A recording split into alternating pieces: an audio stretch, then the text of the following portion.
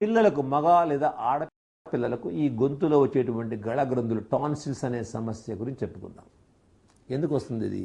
పెద్దలకున్న విదేశీ విష నాగరికత పట్ల ఉన్న అతి పిచ్చి బిడ్డల పాలెడు శాపంగా మారుతుంది. ఇంట్లో ఫ్రిడ్జ్ లేకపోతే ఎంత అవమానము. తెచ్చిపెట్టుకున్నావు అప్పో సొప్పో చేసి అందులో పెట్టాలి, వల్ల పెట్టిన పదార్థాలు వాడాలి, వాడి రోగాలు తెచ్చుకోవాలి, తెచ్చుకొని మళ్ళీ ఆసుపత్రికి పోవాలి, మళ్ళీ మందులు తెచ్చుకోవాలి, మళ్ళా మింగాలి. ఇంకా రోజు బ్రతుకంతా ఇలాగా ఆసుపత్రి, ఇల్లు, మందుల షాపు.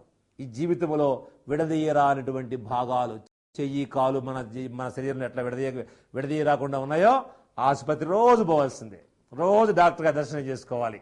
మా ఫ్యామిలీ డాక్టర్ అంటే మేము దరిద్రులం, మాకు ఎప్పుడు రోగాలుంటాయి, మాకు ఎప్పుడు డాక్టర్ కావాలి, మాకు ఎప్పుడు ఆరోగ్యం ఉండదు, మేము రోగాలతో కుళ్ళి కృషించి చస్తా ఉన్నాం మేము అని అర్థం వచ్చేది చెప్పుకుంటూ ఉంటాం మనం.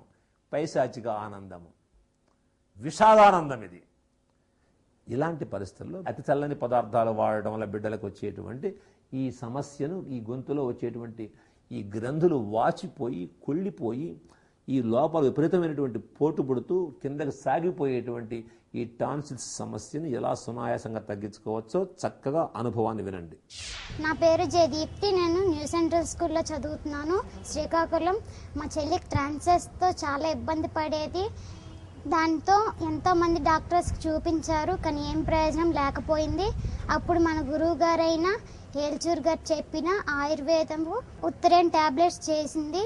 అది ఎలా అంటే ఉత్తరేణి ఆకులు, మిరియాలు సమభాగంగా తీసుకొని ఎల్లుల్లి రసం వేసి నూరిసి శనగ గింజంతా ట్యాబ్లెట్స్ చేసి ఉదయము సాయంత్రము గోరువెచ్చటి నీటితో వేసుకున్నట్లయితే ఆ ట్రాన్సెస్ బాధ తగ్గిపోయింది. ఇంత మంచి కానుక చెప్పిన మన ఏల్చూర్ గురువు గారికి నా పాదాభివందనం. విన్నారు కదా, ఉత్తరేణి ఆకు, మిరియాలు, వెల్లుల్లి రసం బ్రహ్మాండమైన, తిరుగులేని, అద్భుతమైన గాంధీవము లాంటి గాండ్రించేటువంటి ఆహార ఔషధం.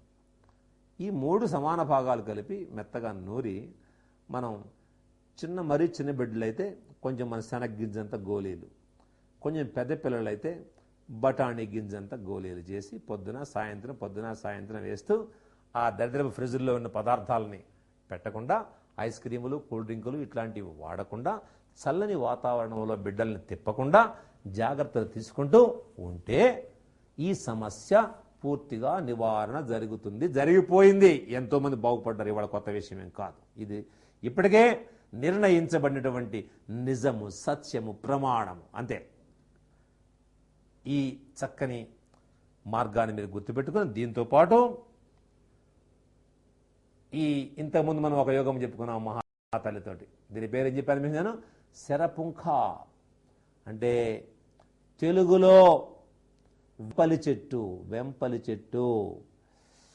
ఈ వెంపలి ఈ వేళ్ళు మీకు ఇంతకుముందు చుండ్రు చెప్పాను మీకు నేను, భయంకరమైన చుండ్రుకి. ఇంకొక ప్రయోగంలో ఈ వెంపలి వేళ్లను తెచ్చి దంచి పొడి చేసి ప్లీహ వృద్ధి, పొట్ట ఇంత పెద్ద బాణలాగా అవుతుంది. బాణ కడుపు ఇక్కడి నుంచి ఎలా కదులుతుంది, నడుస్తుంది, ఇలా ఊగుతూ లట నీళ్ల బింది కనుక కొండ ఊగుతుంది అటు ఉందో అట్టలట శబ్దం వస్తూ ఉంటుంది. మొత్తం చెడు నీరు జరిపోయి ఉంటుంది. ఈ ప్లేహము పనిచేయదు, ప్లేహ వృద్ధి అంటారు. ఈ సమస్యకి తల్లి ఎంత బాగా పనిచేస్తుందంటే ఇది ఒకటే, అసలు మందులు అవసరంలా. ఇక్కడ దాకా కత్తిరించి, చితగ్గొట్టి, ఎండబెట్టి, దంచి, జల్లించి మెత్తటి పొడి చేసుకొని ఒక సీసాలో నిల్వ చేసుకొని 2-3 చిటికల పొడి ఒక గ్లాసు మజ్జిగలో కలిపి ఉదయం సాయంత్రం తాగుతూ ఉంటే 20 నుండి 40 రోజులలో ప్లీహ వృద్ధి శమించుగాక.